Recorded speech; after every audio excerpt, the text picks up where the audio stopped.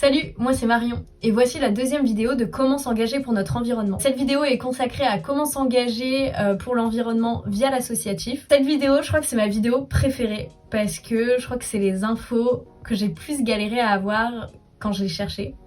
Donc on va directement mettre les pieds dans le plat parce que j'ai trop plein de trucs à vous partager. Comment on s'engage via l'associatif? Il y a plusieurs façons de faire. Une façon de faire que tout le monde connaît, c'est le don.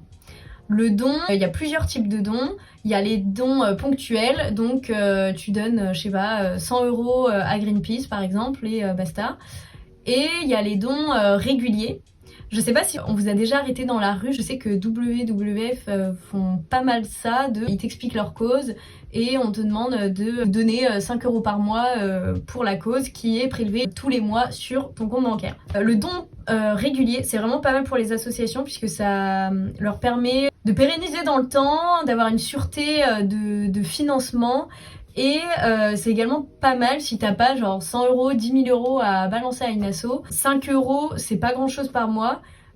Sur une année ça fait genre 60 € et sur 10 ans ça fait 600 €. Là je vous ai donné par exemple le nom de Greenpeace parce que Greenpeace il se finance exclusivement via les dons des particuliers et des adhérents. Pourquoi ? Parce que ça leur permet de garder une autonomie et une liberté totale sur leurs paroles et leurs actions, puis qu'ils ne dépendent pas des subventions du gouvernement, de la Commission européenne, etc. Et si ça peut donner envie à certains de faire des dons, vous avez des réductions d'impôts si vous faites des dons. C'est le mauvais argument, mais ça peut être un argument. Deuxième façon de s'engager via l'associatif, il y a certes donner son argent, mais il y a également donner de son temps.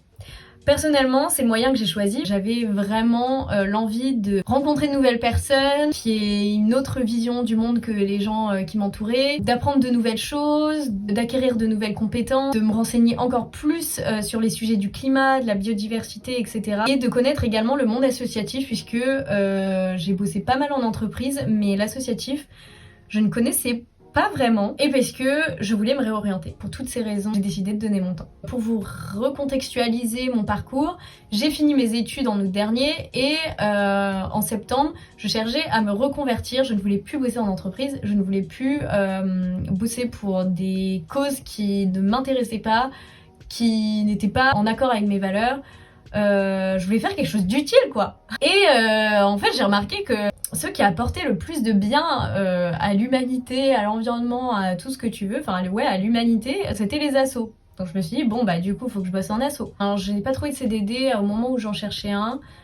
Puisque je pense que je m'y connaissais pas assez, puis ce que j'ai appris aussi c'est que souvent dans les assos, donc soit il y a que des bénévoles, soit il y a des bénévoles et un ou plusieurs salariés, et pour les missions courtes ils prennent souvent des services civiques ou des volontariats ou des alternances ou des stages, mais j'ai vu assez peu de CDD. J'ai donc choisi d'être bénévole. Ce qu'il faut savoir sur le fait d'être bénévole, c'est que ce n'est pas comme être salarié. Tu n'as pas de devoirs et d'obligations. Enfin, évidemment que tu en as, mais je veux dire, tu ne réalises pas une prestation en échange d'un salaire. En asso, c'est toi qui choisis de donner le temps que tu veux.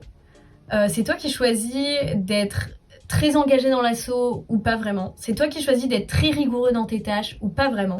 Bref, je vais peut-être enfin vous donner les infos que vous attendez. Quelles sont les associations engagées pour la cause environnementale? Alors si vous voulez rejoindre une association déjà bien implantée, avec des missions bien définies, je vous conseille de rejoindre une association qui est développée de manière nationale, voire internationale. Et si vous voulez vraiment plus de la création de projets pure, de la proximité, c'est peut-être mieux de rejoindre une association locale. Donc je vais commencer par les associations locales. Comment trouver une association locale ? Si vous êtes à l'école, souvent dans les écoles, vous pouvez rejoindre des associations. Sinon, vous allez voir la personne la plus engagée que vous connaissez de votre entourage et vous lui demandez quelle association il y a autour de chez vous. Elle saura peut-être. Sûrement même. J'ai demandé également à mes assos comment on pouvait trouver les assos locales parce que moi j'avais pas trop d'idées. Ils m'ont dit de contacter la mairie parce que la mairie elle a un annuaire des associations, bon à savoir. Et enfin, dernière pépite, vous pouvez aller sur le site près de chez vous, réalisé par Colibri. Vous inscrivez votre ville et vous cliquez sur collectif citoyen. Il y a plusieurs rubriques de causes. Vous aurez engagé pour l'environnement, la solidarité, etc. Ensuite, ma partie préférée, je vais vous présenter les associations nationales et internationales qui existent. Donc je vais vous donner les noms des associations, leurs engagements, leur mode d'action, où elles sont actives en France et à l'étranger, et qui pour contacter pour rejoindre les assos. Première association, je vous en ai parlé tout à l'heure, Greenpeace. Greenpeace, c'est une association en faveur de la justice sociale et environnementale qui a comme mode d'action les manifestations. Ils réalisent des enquêtes, ils participent à des événements, ils font des ateliers de sensibilisation, signature de pétitions et ils font du plaidoyer. Greenpeace, alors ils sont partout à l'international. Je vous ai mis à chaque fois la carte de la France, mais je vous invite à aller sur leur site pour checker où ils sont dans tout le monde.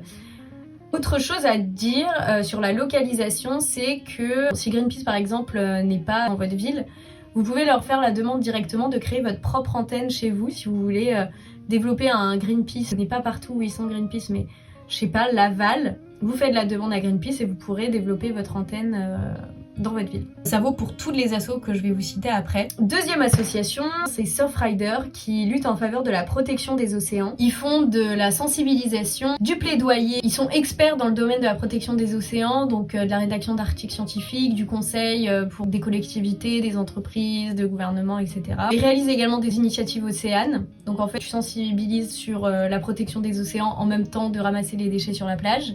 Si vous voulez en faire dans votre ville, pareil, vous pouvez aller sur leur site, vous inscrire, demander d'en faire une et ils vous envoient tout le kit et vous pouvez faire ça à côté de chez vous. Et Surfrider sont également présents à l'international. Pareil, j'ai mis que la France. Vous pouvez aller voir où ils sont présents partout dans le monde sur leur site. Il y a également Alternativa en faveur du climat et de la justice sociale.